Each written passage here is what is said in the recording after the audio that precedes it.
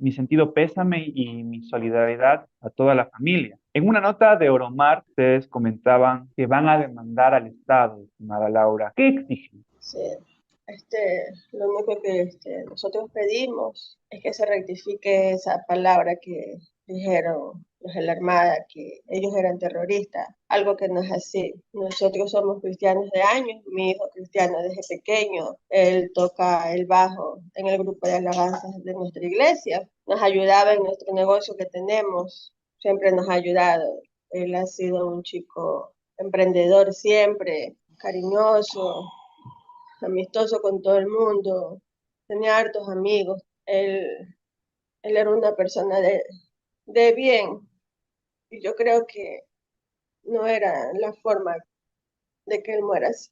Ustedes van a acusar al Estado de una ejecución extrajudicial. Sí, así es. Nosotros, el abogado ya está en eso, ya puso, ya entró, la demanda extrajudicial hacia él. ¿Alguna autoridad se ha contactado con ustedes? No, no. Nadie ha tomado parte, ni desde la gobernación, algún representante de gobierno o incluso de los propios militares o policías han charlado con ustedes. No, no, para nada. ¿Cómo usted recibió la noticia que los militares hayan acusado a su hijo y a Alfredo de terrorismo?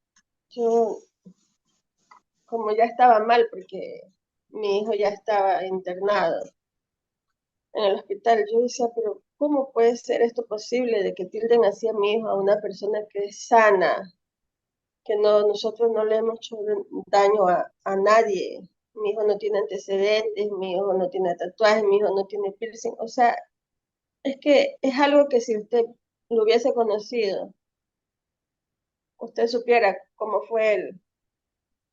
Y eso yo, o sea, créame que no, aún no asimilo esa palabra que ellos tildaron hacia él, créame. Es un dolor tan grande que tengo. ¿Qué le diría al presidente de la República y a sus funcionarios que, bueno, este procedimiento ocurre en medio de este estado de conflicto interno que llamó el presidente de la República? Si usted le tuviera al frente al presidente, ¿qué le diría? Que por favor ponga personas competentes, que por favor pregunten primero, que en realidad vean qué clase de personas son, porque no es posible de que salgan a matar a la calle personas inocentes que no tienen nada que ver con ningún terrorismo ni nada, que no causen más dolores a las madres, por favor, y que a las personas implicadas, a los que les dispararon a mi hijo, que por favor tomen medidas legales contra ellos. Estoy, queridos amigos, con la señora Gladys Rita Banchón Alvarado. Ella es una persona humilde, como ustedes pueden ver. Acaba de perder a su hijo, un muchacho sin antecedentes penales, sin problemas con la justicia. Hubo una incursión aparentemente militar el pasado 14 de enero en El Arbolito, en uno de los barrios más pobres del Ecuador, en Durán. Se llevaron presos a varios muchachos, según lo que me está relatando. La mayoría, o por no decir todos, regresan casi todos bastante golpeados, son liberados, menos Jonathan, el hijo de Gladys. Al día siguiente recibe una llamada, su hijo, el cuerpo de su hijo está en la morgue. Evidentemente se trataría de una ejecución extrajudicial. No nos podemos callar, la estamos representando gratuitamente junto a varios queridos colegas como mi amigo José Víctor Huello y otros tantos amigos valientes. No estamos buscando un solo centavo, estamos buscando que este hecho no quede impune.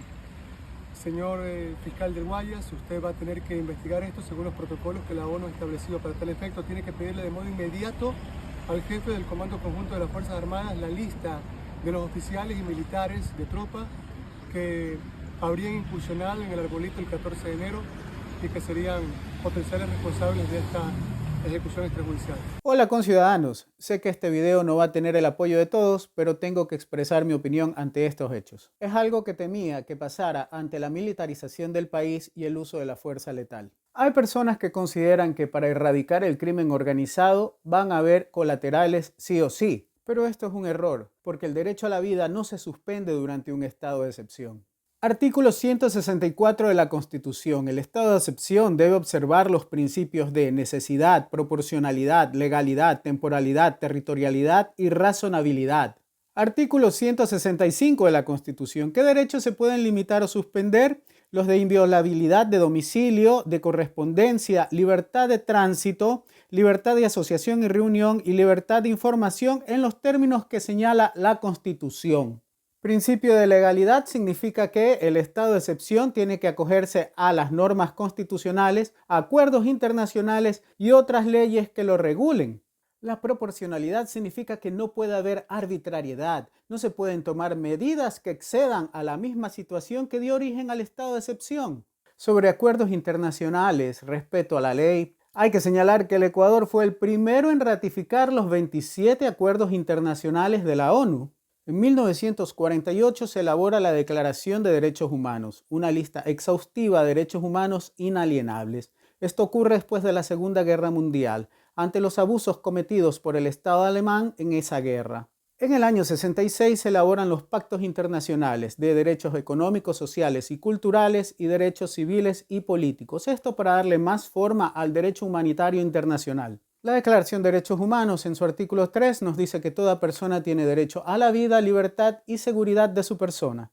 El Pacto Internacional de Derechos Políticos y Civiles reconoce en su artículo 4 los estados de excepción, pero les pone limitaciones a los mismos. En ellos no se pueden violar o suspender derechos reconocidos en ese mismo pacto, derechos contenidos en los artículos 6, 7, 8, 11, 15, 16 y 18. El artículo 6 reconoce el derecho a la vida, dice que es inherente a la persona humana, estará protegido por la ley y nadie podrá ser privado de la vida arbitrariamente. El artículo 7 dice que nadie podrá ser sometido a torturas, penas o tratos crueles, inhumanos o degradantes. El decreto 111 de Daniel Noboa en su artículo 5 incluso señalaba que las operaciones militares debían realizarse bajo el derecho internacional humanitario y respetando los derechos humanos. El artículo 158 de la Constitución establece que tanto policía como fuerzas armadas deben proteger los derechos, libertades y garantías de los ciudadanos. El 6 de febrero en Diario Expreso se publicaba que la ONU le recordaba al Estado ecuatoriano que sus procedimientos deben acogerse a la ley internacional. En conclusión, el uso de la fuerza letal tiene que ser en un contexto, no de forma arbitraria. El Estado mantiene el deber de respetar el derecho a la vida de sus ciudadanos. Nayib Bukele hizo popular esta idea de que los derechos humanos servían para solapar o proteger a los delincuentes y que dónde quedaban los derechos de los buenos ciudadanos. Pero no es así. Los derechos humanos están para proteger a los ciudadanos buenos, para evitar abusos y arbitrariedades del poder, del Estado. ¿Por qué pasó esto? Quizás porque las Fuerzas Armadas no están preparadas para manejar este tipo de situaciones. Antes, durante el gobierno de Guillermo Lasso, ya se había tratado de incorporar a las Fuerzas Armadas en la lucha contra el crimen organizado, pero nos encontrábamos con una barrera constitucional. ¿Cuál era la naturaleza de las Fuerzas Armadas? ¿Para qué existen